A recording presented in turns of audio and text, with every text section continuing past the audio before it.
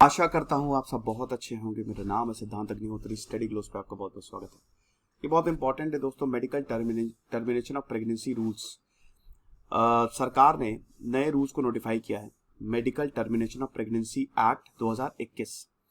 याद रखिएगा, ये medical termination of pregnancy act in 1971 को अमेंड करता है। तो भाई अगर कोई औरत प्रेग्नेंट है, अगर वो गर्भवती है, तो अब नए रूल्स आ गए हैं। अगर आपको अपने बच्चे को एबॉर्ट कराना है, एबॉर्शन कराना है, अपनी प्रेगनेंसी को टर्मिनेट कराना है, तो आप इन रूल्स को आप जान लीजिए।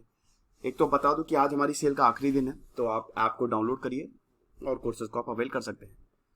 तो सरकार ने ये नोटिफाई किया है कि जो नए रूल्स हैं, सबसे पहले तो गेस्टेशनल लिमिट जो है वो 20 से 24 हफ्ते बढ़ा दिया। अच्छी बात है, मतलब एक तरीके से थोड़ा सा रिलैक्सेशन दिया है, लेकिन हम इसमें ड्रॉबैक्स में भी जानेंगे। देखिए, जेस्टेशन लिमिट मतलब जब आपका पूरा एम्ब्रियो डेवलप होता है, एक बार आपका पूरा भ्रूण डेवलप हो गया, जिसमें आप समझिए कि 4 से 5 महीने लगते हैं, तो फिर आप टर्मिनेट नहीं करा सकते, मतलब मुश्किल होता है, कॉम्प्लिकेशन बढ़ जाते हैं। लेकिन अब ये जेस्टेशन पीरियड बढ़ा के 20 से 24 हफ्ते कर दिया है। ठीक है, तो सबसे पहली बात तो ये चीज है, मतलब इतने में, लेकिन इतने में आप टर्मिनेट करा सकते हैं, लेकिन हर किसी के लिए नहीं। ये हर किसी के लिए नहीं है, ये सर्टेन कैटेगरीज ऑफ वुमेन के लिए ही एप्लीकेबल है। ठीक है, अब सर्टेन कैटेगरीज ऑफ वुमेन क्या है? सबसे पहले तो जो सेक्सुअल असॉल्ट या फिर रेप सर्वाइवर है, ठीक है, या जिनके साथ इंसेस्ट हुआ है।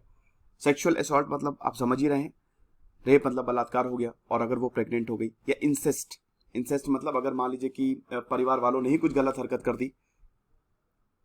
देन सेकंड, माइनर्स, जो छोटे हैं, 16-17 साल की जो लड़कियां हैं। देन जिसने अपना मैरिटल स्टेटस चेंज कर लिया, जैसे मान लीजिए वो प्रेग्नेंट है और वो विधवा हो गई, या फिर उसने डाइवोर्स ले लिया, वो उनके लिए जेस्टेशन लिमिट जो है वो बढ़ाया गया है। देन मेंटली इल वुमेन, जो मानसिक रूप से विक्षिप्त हैं। Then women with physical disabilities. उसके बाद छठी कैटेगरी इसमें मैलफॉर्मेशन, मतलब फीटल मैलफॉर्मेशन, मतलब मान लीजिए कि कई बार ऐसा भ्रूण होता है जो कि मां के लिए बहुत ज्यादा खतरा है, और अगर वो बच्चा जन्म लेगा तो वो उसको भी मेंटल एबनॉर्मेबिलिटीज होंगी, तब भी फीटल मेलफॉर्मेशन अगर है, अगर वो भ्रूण सही से डेवलप नहीं हुआ है, उसको कुछ गड़बड़ है, उसमें भी आप अबॉर्ट करा सकते हैं। और अगर मान लीजिए कि इमरजेंसी या डिजास्टर सिचुएशन में, अगर आपको ह्यूमैनिटेरियन सेटिंग में अगर आपको अबॉर्ट कराना पड़ा, तब तो इसीलिए रिफॉर्मेशन की जरूरत थी। बहुत लोगों को नहीं पता होता कि भाई 20 हफ्ते, मतलब मेनी मे नॉट रियलाइज कि भाई 20 हफ्ते इज गुड, क्योंकि कई बार ये सारी चीजें हो जाती हैं, तो इसीलिए जेस्टेशन पीरियड को यहाँ पे बढ़ाया गया है। और डॉक्टर, अब जैसे मान लीजिए कि किसी का भ्रूण 24 या 22 हफ्ते का है, वो ये काफी लेट है, मतलब आप समझ रहे हैं कि 5वें या 6ठे महीने में एबॉर्शन की यहाँ पे बात हो रही है, तो कॉम्प्लिकेशन भी बढ़ जाता है। डॉक्टर भी डिनाई करता है कि भाई अगर हम फंस गए तो क्या करेंगे, क्योंकि लॉ के हिसाब से तो खाली 20 हफ्ते तक ही आप टर्मिनेट करा सकते हो। लेकिन अभी टेक्नोलॉजिकल एडवांसमेंट में ये भी है कि फीटल एनोमलीज जो हैं वो 20 हफ्ते के बाद भी पता चल जाती हैं। सो 20 वीक इज नॉट इनफ। तो ये जो नए रूल्स है, ये medical termination of pregnancy act 2021 के तहत आते हैं, और ये मेडिकल टर्मिनेशन प्रेगनेंसी एक्ट 1971 को अमेंड करते हैं। तो आप ये देख सकते हैं, इसमें कॉन्ट्रासेप्टिव फेलियर, कॉन्ट्रासेप्टिव हर कोई लेता है कि मान लीजिए अगर वो फेल हो जाए, तो 1971 के एक्ट के हिसाब से वो सिर्फ मैरिड वुमेन्स के लिए ही एप्लीकेबल था, लेकिन 2021 के अमेंडमेंट एक्ट के हिसाब से ये सिर्फ अनमैरिड वुमेन्स, ये मतलब ये अनमैरिड वुमेन्स के लिए, सारे वुमेन्स के लिए अब एप्लीकेबल है। एक और चीज आपको बता देता हूं दोस्तों यहाँ पे कि इसमें एक बहुत बड़ी खामी है, बहुत बड़ी खामी है, वो मैं आपको लास्ट में बताऊंगा।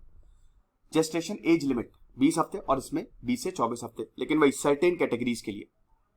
तीसरा, medical practitioner opinion required before termination, ठीक है, इसमें 12 हफ्ते या 20 हफ्ते में, इसमें 20 से 24 हफ्ते, या फिर 24 हफ्ते के बाद भी।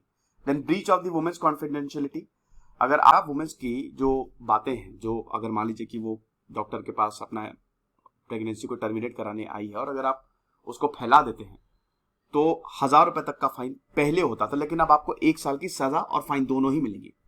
तो ये चीज है। तो ये 7 कैटेगरीज है, सर्टेन कैटेगरीज है जो मैंने बात की थी, इनके लिए 24 हफ्ते बढ़ा दिया गया है।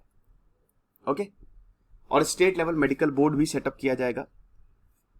कि फीटल मैलफॉर्मेशन के तहत क्या वाकई में 24 हफ्ते के बाद भी प्रेगनेंसी को टर्मिनेट किया जा सकता है। ये बहुत अच्छी बात है, यानी कि 24 हफ्ते के बाद भी एक स्कोप, एक विंडो रहेगी कि आप इसको टर्मिनेट करा सकते हैं। मेडिकल बोर्ड जो है ये एक्सेप्ट कर सकता है या प्रपोजल को रिजेक्ट कर सकता है।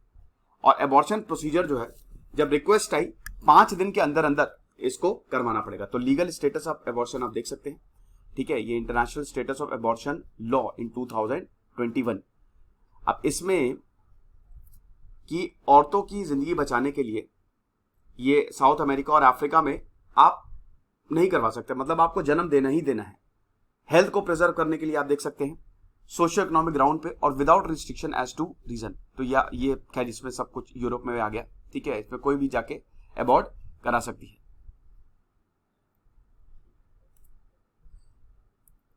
अब इसमें जो नए रूल्स हैं, इट्स गुड, क्योंकि ये मैटरनल मोर्टेलिटी को कम करेगी और सस्टेनेबल डेवलपमेंट गोल्स हम उसकी तरफ जाएंगे। साथ ही साथ सेफ एबॉर्शन सर्विसेज भी मिल सकती है। देखिए भाई, अब प्रेग्नेंट होना आपको पता ही है कि अगर मान लीजिए कुछ इस तरीके से अगर कुछ ऐसी घटना हो जाती है तो वो एक बहुत बड़ा शेम होता है, मतलब हमारे समाज तो उसको ऐसे ही देखता है कि यार ये क्या कर दिया। तो इसमें अगर प्रेगनेंसी को मतलब, हालांकि एबॉर्शन एक बहुत बड़ा क्राइम होता है, मेरे हिसाब से आप उस चीज को मार रहे हो जिसने अभी तक जन्म भी नहीं लिया, लेकिन कभी कभी कोई चारा नहीं होता है। तो एबॉर्शन सर्विसेज जो होती हैं ये मतलब ज्यादा एक्सेसिबल होंगी, औरतों के पास होंगी ज्यादा। तो इसमें क्या होगा, डिग्निटी, ऑटोनॉमी जो है वो बची रहेगी। अब इश्यूज क्या हैं? सबसे बड़ा इशू भाई मैंने बताना, इसके साथ सबसे बड़ी प्रॉब्लम ये है कि ये औरत का डिसीजन होना चाहिए ना कि अगर मुझे टर्मिनेट कराना है कि नहीं कराना। इसमें औरत को ऑटोनॉमी नहीं दी है ये सोसाइटी जो, मतलब यहां पे अभी तक इस एक्ट में भी नहीं है कि औरत डिसाइड करे। औरत नहीं, ये कंडीशंस है। अगर औरत मान लीजिए प्रेग्नेंट होगी और अगर वो डिसाइड करे कि मुझे अबॉर्ट कराना है, नहीं कर सकती वो। अगर इस कंडीशंस में आ रही तभी वो कर सकती है, ठीक है। तो ये चीज है। अब उसके बाद फंडामेंटल वही फ्लॉ है कि वुमेन्स के पास बेसिक राइट नहीं है कि प्रेगनेंसी को टर्मिनेट करे। अगर मान लीजिए उसका मन है और अगर वो बच्चे को नहीं जन्म देना चाहती, कुछ प्रॉब्लम हो गई है या उसकी जो फाइनेंशियल कंडीशन इतनी अच्छी नहीं है, तो वो नहीं कर सकती। उसके बाद जो formation of state medical board है, इसमें भी चिंता है, क्योंकि क्या जो औरतें रहती स्पेशली गांव में, उनके पास वो इस चीज को समझ पाएंगी, एक्सेस होगा। एक और बहुत बड़ी प्रॉब्लम ये है कि इस एक्ट में जो एबॉर्शन है ये डॉक्टर्स ही परफॉर्म करेंगे। अब ये दिक्कत है भाई, डॉक्टर्स परफॉर्म करेंगे, वैसे ही 75% शॉर्टेज है डॉक्टर्स की community health centre, specially rural areas में, तो ये दिक्कत हो सकती है। तो ये कुछ खामियां भी है एबॉर्शन अमेंडमेंट एक्ट की। खुश रहे, पढ़ते रहे। जैसे सिद्धांत अग्निहोत्री, साइनिंग ऑफ।